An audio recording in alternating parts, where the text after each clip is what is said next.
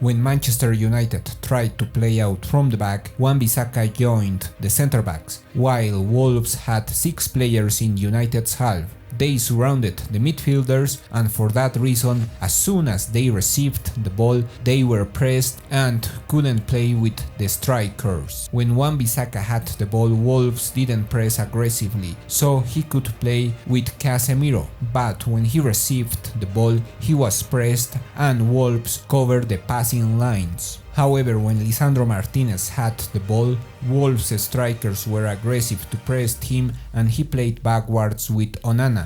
This was Man United's offensive structure. Bruno and Mount were free between the lines, but the centre-backs and midfielders couldn't find them. For that reason, Onana was in charge to play long and find the strikers. The few times Casemiro could create a passing line, he played on first touch to Bruno and Mount to overcome Wolves' midfielders. Even though Man United's players attacked the spaces, the possessor took poor decisions. The times Wolves waited in low block, they still surrounded Casemiro and Shaw. For that reason, the centre-backs tried to take the ball to the opponent's half. Nevertheless, as we can see, Shaw and Casemiro are still surrounded by many players, so the 5 attackers are the possible receptors, but as soon as they received the ball, they were pressed with 4 players. When Shaw joined the centre-backs, Casemiro had more space because Wolves midfielders had to cover him, but also the passing lines to the strikers. Casemiro played fast to Rashford,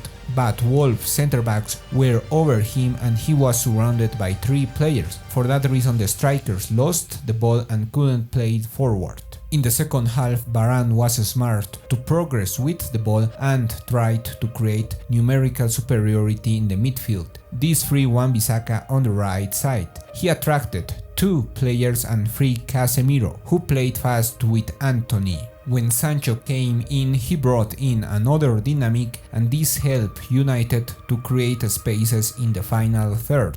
Thanks to that, Man United won many corner kicks. After one of these, Wolves left space for Bruno Fernandes, who played with Antony. As he attracted many players, this allowed Bruno to arrive to the final third with space. He played a great ball to Wan-Bissaka, who assisted Varane. Off the ball, Manchester United started well because the strikers tried to cover the passing lines and Bruno, Mount and Casemiro were close to the opponent's midfielders. Also, the defensive line were close to them. Man United pressed high when one player helped Rashford impressing the centre-backs. This helped United to recover the ball in the opponent's half. However, as soon as they recovered the ball, they took poor decisions. Wolves strikers were smart to create troubles to United, because one striker dropped back to the space between United's defensive line and Casemiro. As he attracted the centre-backs, this created a space for his teammate behind United's centre-backs. Moreover, when Man United tried to press in the opponent's half, Wolves strikers tried to create numerical superiority over Casemiro. When he followed one of them, the other created a passing line to receive the ball, while one of his teammates attacked the space between Shaw and Martinez. Also, Man United had troubles in defensive transitions, because when Wolves recovered the ball,